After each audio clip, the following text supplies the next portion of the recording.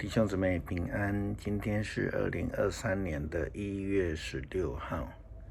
今天的经文是诗篇40篇第6节到17节，出埃及记第12章第1节到第13节，21节到28节，使徒行传第8章26节到40节。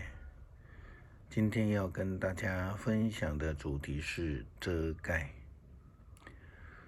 昨天在主日信息里面，我们提到了基督信仰里面，我们有许多的被动的形态。我们是被充满、被称义，我们被称圣，我们受洗。今天要跟大家分享的另外一个概念是被遮盖。这是基督徒非常重要的一个思考。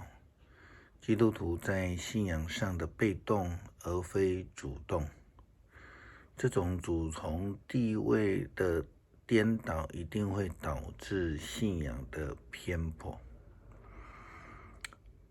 时常听有人说，牧师，你是我的遮盖。说这个话的人，基本上他仍然处于被动，但是他所求的对象是错误的，而被诉求的这个对象，则是从被动变成主动了，在角色上已经是错乱了。基督信仰里面，到底谁可以被遮盖？其实就如同我们在谈到救恩一样，只要愿意接受的人都可以得到遮盖。但是问题的重点来了，是谁可以成为别人的遮盖？这个思想，这个反省是非常重要的了。以前在电视里面曾经看过一个保险的广告。这个保险的广告呢，提到了一个大大的雨伞。这大大的雨伞做到保险的额度，他们说是500万的。后来大家都看到路旁的有人拿着大雨伞，都会开玩笑的说，哦，这是500万的，或者说这是350万的。那意思就是说，保险它覆盖的一个范围，也表示能力大的，它的遮盖就比较大；能力小的，当然范围就比较小。那牧师要邀请兄姐一起来思考的是，谁的能力是大的？谁是最大的？那最大的能力就是我们的遮盖。那到底是人吗？还是牧师？还是那一些很会讲道的呢？在出埃及记的记载当中，我们看到摩西跟法老王的对战的经历，有总共9个灾难。这个我们比较无法从9个灾难看出以色列人也是受到灾难的一个对象。后来在第10个灾难就比较明显了，因为上帝交代摩西要教导以色列人杀一只羊，并且将羊血涂抹在这个门框上面，而且全家要一起享用晚餐。或者是说家人太少的，就邀请邻舍一起来享用，一起来度过杀长子的威胁。他们所依靠的其实不是羊血，也不是因为摩西，而是依靠的那个摩西所介绍给他们以色列人的那一位自有永有的上帝。只有他可以遮盖以色列人。圣经告诉我们说，上主在埃及对摩西和亚伦说，这一个月都要作为月份的开始，作为一年的第一个月。你们要把我指示教导以色列全体人民，在本月初时，每一户的户长必须为他一家挑一只小羊或是小山羊。如果他家人太少，吃不了整只羊，他可以跟邻居分一只，以人数和食量的比例来分配。你们用绵羊或是用山羊都可以，但必须是一只1岁大的公羊，而且是没有残缺的。那又到本月的14日晚上，以色列全体人民要杀他们挑出的牲畜。人民要拿一些血涂在屋子的门框和门楣上面，并且在屋里吃的羊肉。那一个晚上，他们必须吃烤的整只羊，包括头、腿和内脏，不可剩下留到第二天。剩余的要在当夜烧掉。你们吃的时候要快快的吃，要束紧腰带，穿上鞋子，拿着杖，这是上主的逾越节。那一夜我要巡行埃及，杀死一切投胎生的，不管是人是畜生，都要杀死。我要惩罚所有的埃及的神明。我是上主，门框上的血都是你们所居住房屋的记号。当我看到这个血，我就要越过你们的家。在我惩罚埃及人的时候，绝不伤害你们。也因为这样子，出埃及的以色列人就有了第一个逾越节的规定，因为他们也为了要纪念遮盖他们的上帝。